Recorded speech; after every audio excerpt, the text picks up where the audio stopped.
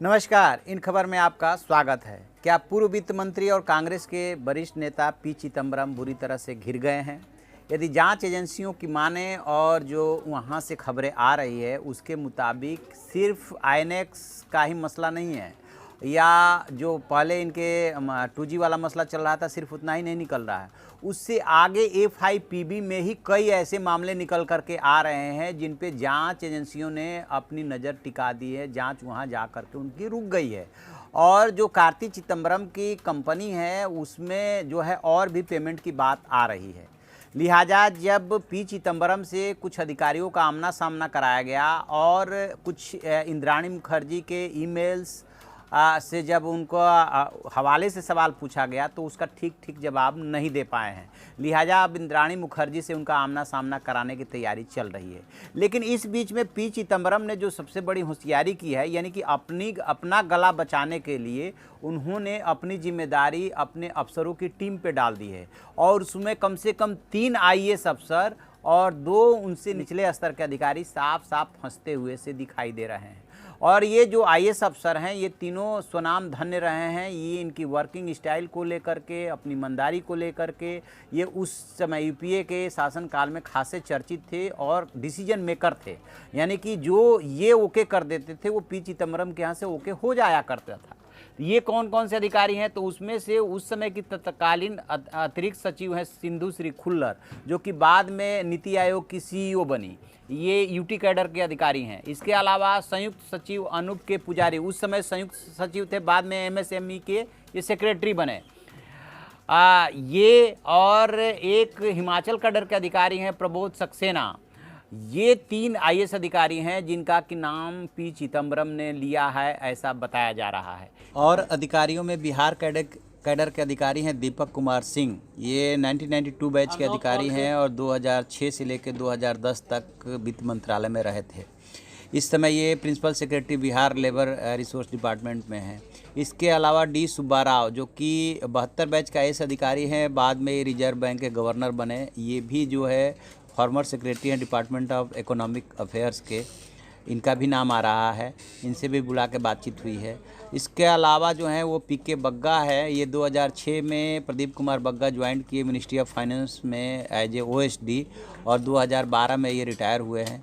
और जो और नाम आ रहा है वो है अशोक चावला। ये फाइनेंस सेक्रेटरी रहे और बाद में ये सिविल एविएशन सेक्रेटरी भी रहे। इनका भी नाम आ रहा है कि इन पे भी जिम्मेदारी डाली गई है, इनका भी महत्वपूर्ण रोल रहा है। और बाकी अन्य अधिकारियों को मैंने जैसा कि आपसे पहले जिक्र किया कि हिमाचल कैडर के IAS अधिकारी हैं और 2 वहीं मिनिस्ट्री लेवल के अधिकारी हैं।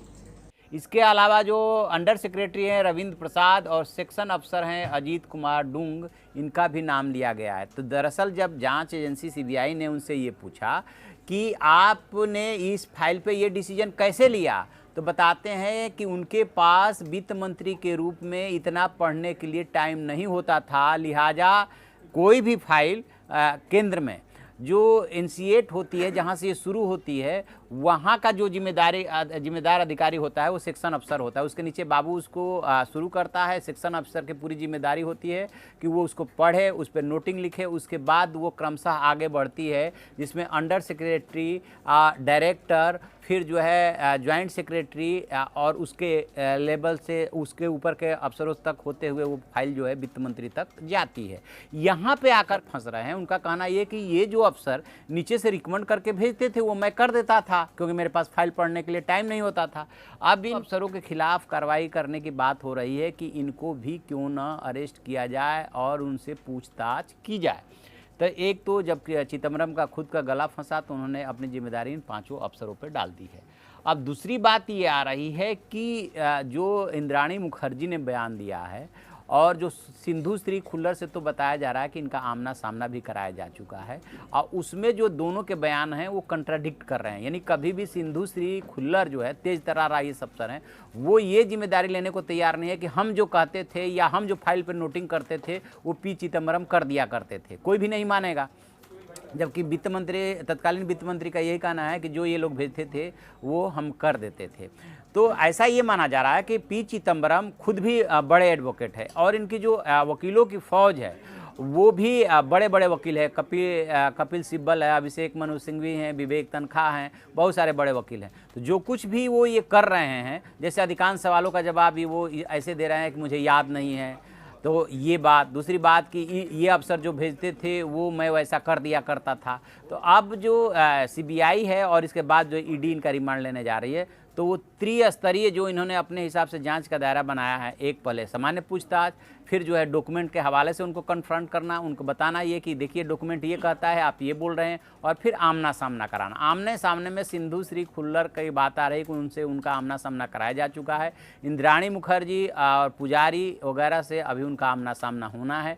तो माना ये जा रहा है कि जैसे ही इनका आमना सामना होगा और भी खबरें बाहर निकलेंगी। लेकिन एक बात एकदम साफ आ रही है कि एक तो इनके बेटे कार्ति चिदंबरम के जो 17 खाते निकले हैं, उसमें एक चाइनीज बैंक का भी है जिसका कि सिंगापुर ब्रांच में इनका खाता निकला है और उससे पेमेंट की बात आ रही है। एक बात, दूसरी बात ये भी आ रही है कि सिर्फ यही मामले नहीं हैं, INX का ही मसला नहीं है, 2G वाला ही सिर्फ मसला नहीं है। इसके अलावा और जिन जिन मामलों में FIPB ने मंजूरी दी, क्योंकि उस समय बहुत सारे केसेज FIPB में मंजूरी के लिए आते थे, उसमें से भी कुछ मामले निकल सकते हैं जिसमें कि अनियमितता बरती गई। तो अब देखना यह है कि CBI किन किन मामलों में, कितने मामलों में इनको घेरती है, और घेरती है तो कितना उसका एविडेंस कलेक्ट कर पाती है, ये देखने वाली बात होगी। तो देखते हैं आगे क्या होता है। जो भी अपडेट होगा हम आपको अपडेट कराएंगे। आप देखते रहिए हमारा डिजिटल चैनल इन खबर। Thank you. इन खबर चैनल को सब्सक्राइब करें और बेल आइकन दबाना ना भूलें।